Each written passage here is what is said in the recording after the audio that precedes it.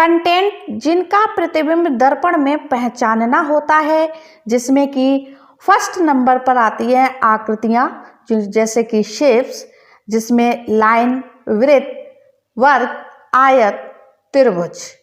और second number पर English alphabet जिसमें हमारे कैपिटल लेटर भी हो सकते हैं और स्मॉल लेटर भी हो सकते हैं। थर्ड नंबर पर आती हैं संख्याएं। और इसके अलावा आप ये भी समझिए कि दर्पण जो है वो दो तरह से रखा होता है, वर्टिकल यानी कि लंबवत खड़ा इस तरह से, और हॉरिजॉन्टल इस तरह से आड़ा। और इस तरह से इसके अंदर ये देखिए आकृतियाँ रखी हुई हैं। वर्टिकल मिरर का जो प्रतिबिंब है वो कहाँ बनेगा, इधर बनेगा, और इस हॉरिजॉन्टल मिरर का जो प्रतिबिंब है वो इधर यहाँ पर बनेगा। बच्चों, इस आकृति में मैंने बहुत कुछ समझाने का प्रयास किया है, वीडियो को बहुत ही ध्यान से देखिए। देखिए, ये एक आकृति है जिसमें मैंने एक प्लस का मार्क बनाया है और इसमें कुछ नंबर्स लिखे हैं ऊपर वाली इस लाइन के ऊपर, और इस लाइन के नीचे अल्फ़ाबेट लिखे हैं। ठीक है, अब इसके चारों तरफ मैंने दर्पण यानी मिरर लगा रखा है।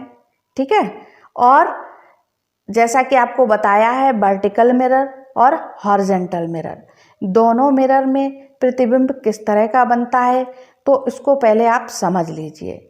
आप इन प्रतिबिंब को बना हुआ देख रहे हैं, तो आप इसमें ये ध्यान से देखिए कि ये जो प्लस का मार्क है बच्चों, वो देखिए चाहे ऊपर हो या नीचे हो, चाहे दाएं हो चाहे बाएं हो, या लेफ्ट हो या राइट हो, चारों तरफ कैसा है, सेम है, यानी प्लस का मार्क जो है वो नहीं बदलता है।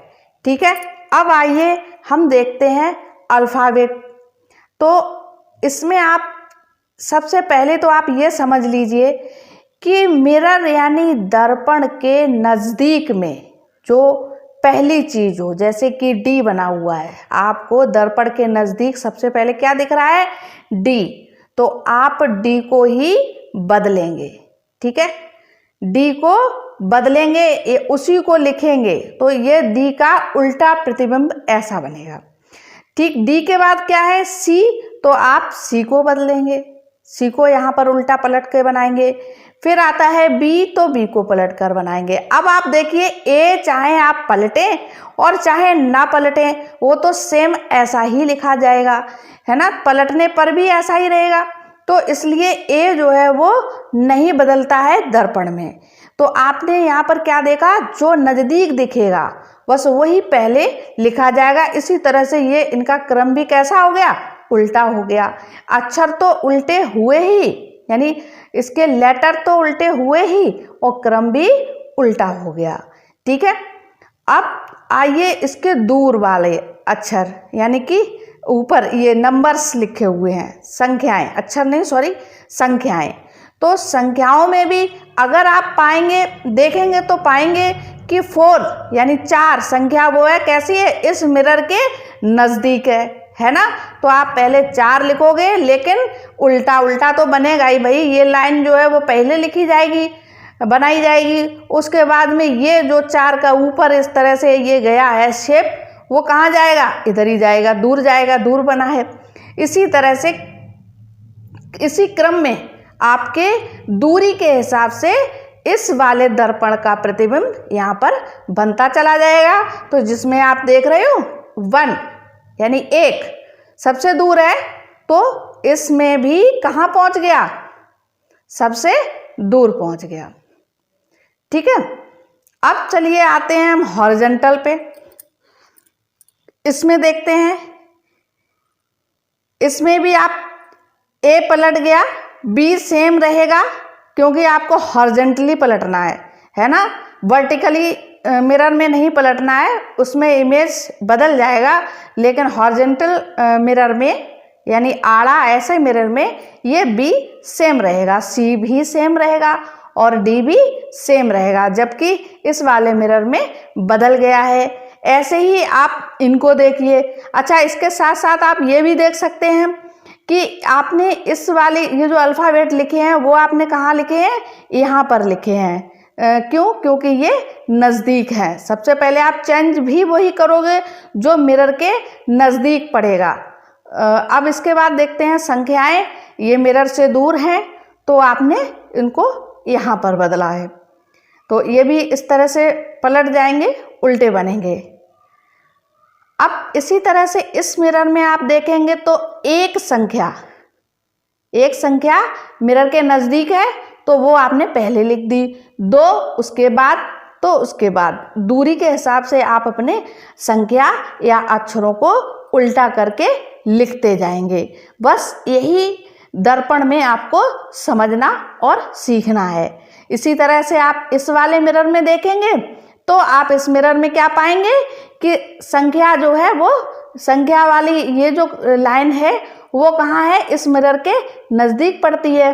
तो हमने सबसे पहले संख्याओं को ही उल्टा करके लिखा है। उसके बाद अल्फ़ाबेट वाली लाइन जो है वो इस मिरर में दूर पड़ती है तो इसको हमने बाद में लिखा है। अब ये अक्षर कैसे बदलते हैं इनको भी थोड़ा सीख लें।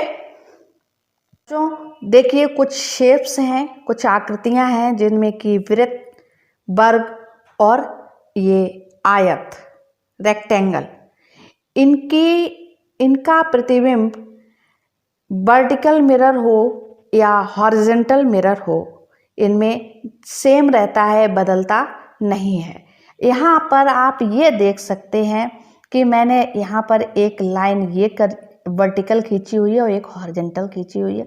तो आप देख सकते हो कि मैंने इस दर्पण में यहाँ पर ये जो लाइन वर्टिकल है आपकी वो पहले बनाई है और हॉरिजॉन्टल बाद में। क्यों?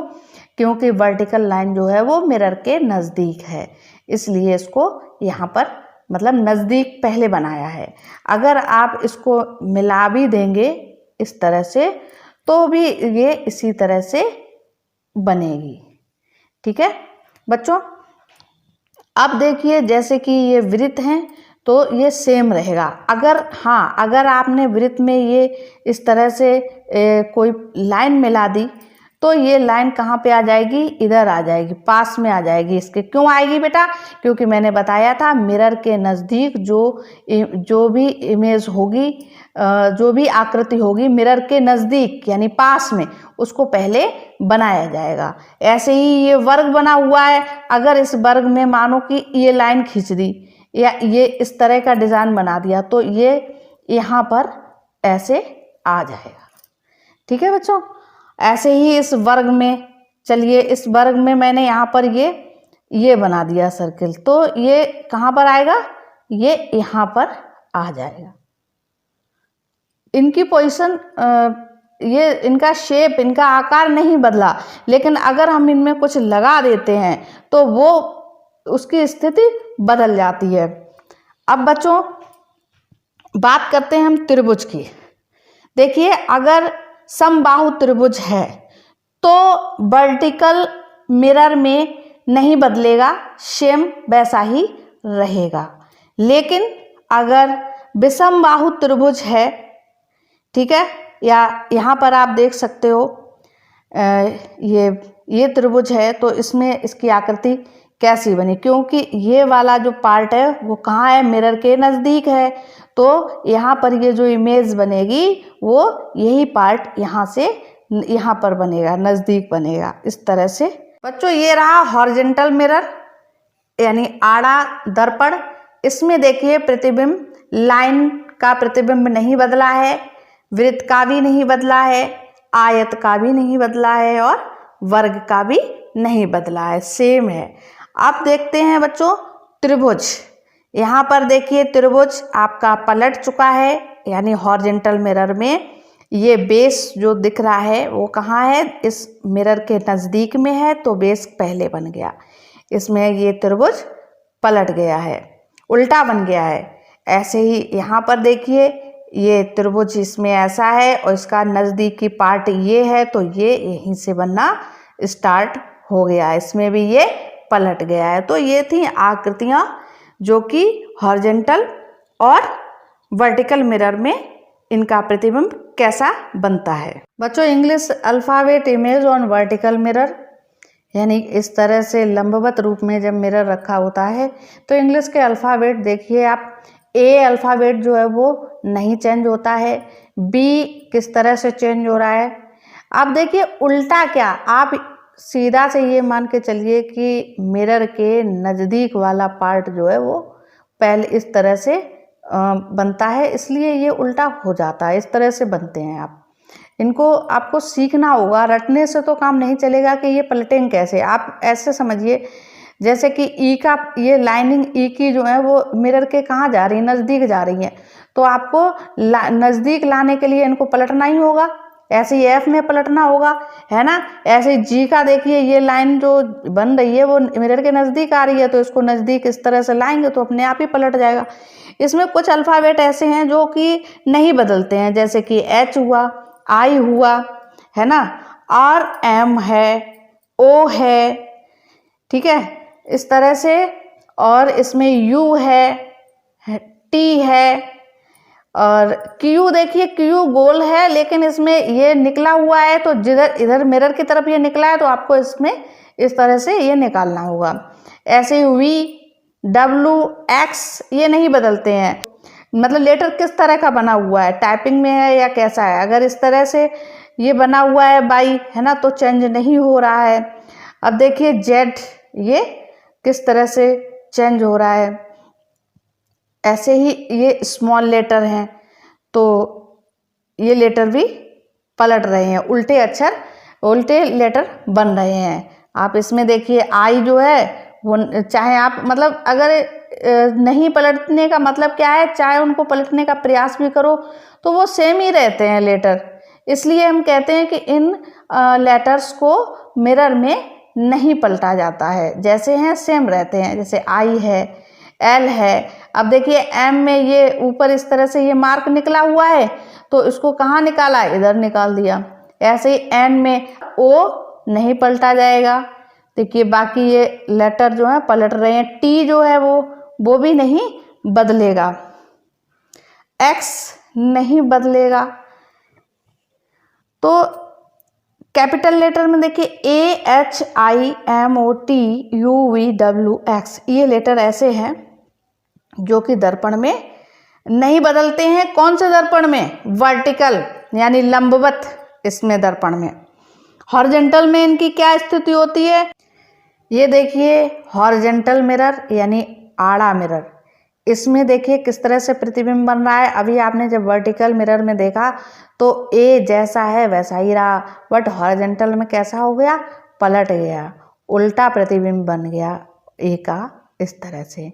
बी सेम है, सी सेम है, डी भी सेम है, ई भी सेम है, और एफ जो है वो इस तरह से पलट गया है, जी भी पलट गया है, एच सेम है, आई सेम है, जे सेम है, के सेम है, एल पलट गया है, एम ऐसा पलटेगा, एन इस तरह से, ओ नहीं पलटेगा, मतलब ओ जैसा है वैसा ही रहेगा, पी इस तरह से, एस सेम रहेगा, टी पलट चुका है, यू भी पलट गया, वी भी पलट गया। आप देखिए यही अल्फ़ाबेट जो हैं वो वर्टिकल मिरर में नहीं पलटे थे, जबकि हॉरिजॉन्टल मिरर में ये पलट गए हैं, इस तरह से बन गए हैं। एक्स नहीं बदला है, वाई, जेड, ए और बी, सी, डी, ई, एफ, जी, एच सभी उल्टे प्रतिबिंब के बन गए हैं। आई भी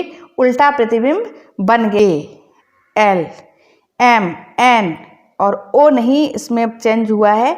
P, Q, R, S, T, U, V, W, X, Y, Z, ये सारे अल्फ़ाबेट क्या हैं, किस तरह से पलट गए हैं। बच्चों ये देखिए संख्याओं यानी नंबर्स के प्रतिबिंब दर्पण में किस तरह से बनते हैं, वर्टिकल मिरर में।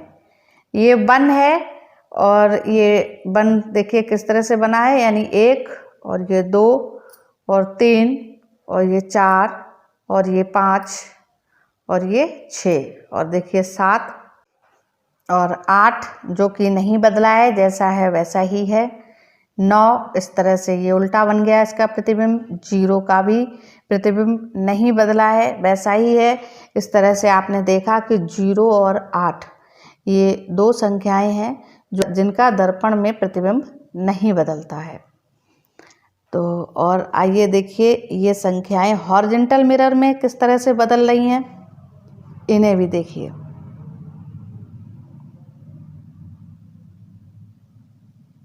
बच्चों, ये 2020 के जवाहर नवोदय प्रवेश परीक्षा के अंतर्गत भाग 7 यानी दर्पण प्रतिबिंब से संबंधित प्रश्न आए हुए हैं।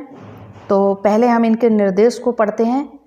प्रश्न संख्या 25 से 28 में बाईं ओर प्रश्न चित्र दर्शाया गया है तथा दाईं ओर A, B, C और D से चिन्हित 4 उत्तर चित्र दर्शाए गए हैं।